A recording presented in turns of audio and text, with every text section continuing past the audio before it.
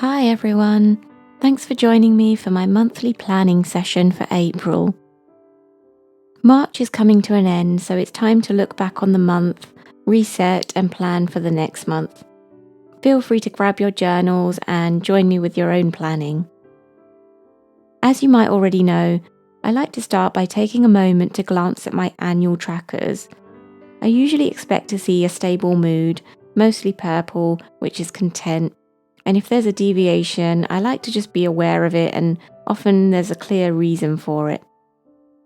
I can see I've been doing lots of yoga because I've been on a 30-day yoga program, so I now want to settle into a new pattern and decide on what I'll do next.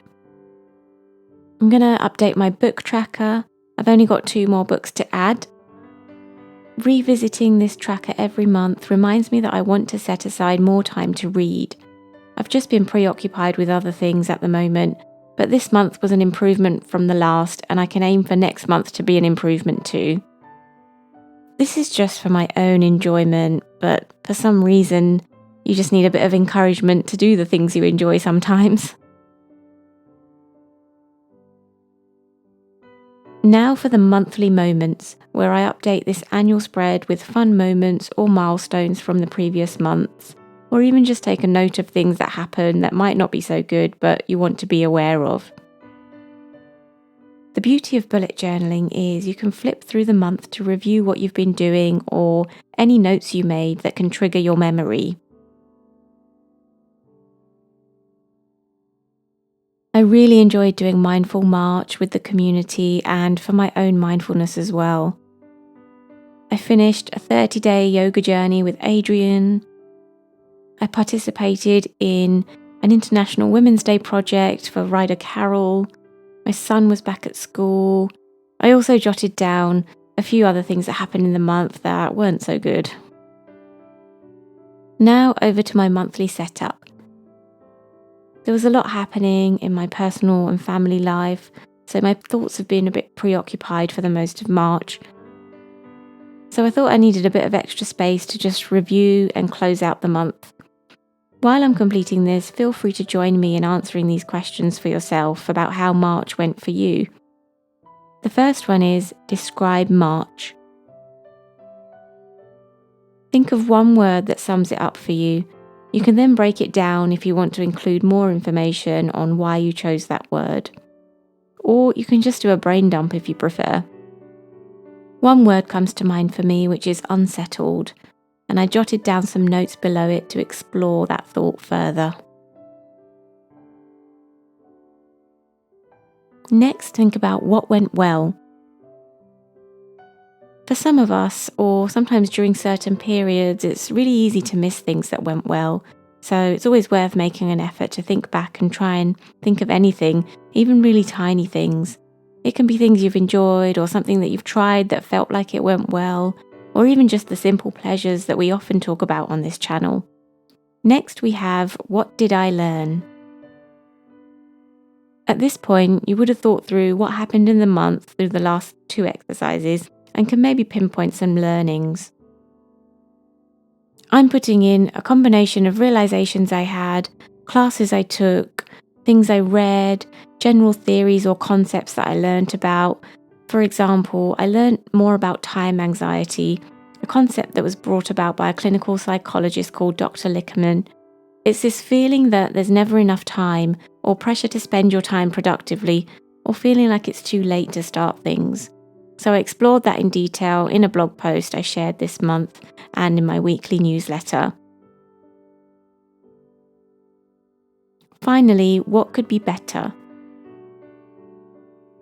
This is your chance to put together what you learned and how you felt over the last month and how you felt it went, and say what you might want to do a bit differently in April. I'm not seeing a lot that I want to change, so I'm keeping this part simple. I do actually feel ready to go into April planning now after looking back on March objectively. So time for some practical planning. I'm going to migrate the events from my future log to my monthly log for April. I have the Easter holidays to put in, birthdays in April, and even the next date in the timeline for lockdown easing in the UK. We've been given a whole timeline for the next few months, and I keep forgetting when we can do what, so I'll put a little note in here to remind myself of what's allowed this month. And the reminder is that the shops are opening. Maybe I might even be able to get a haircut. Hooray! Next up, goals for April.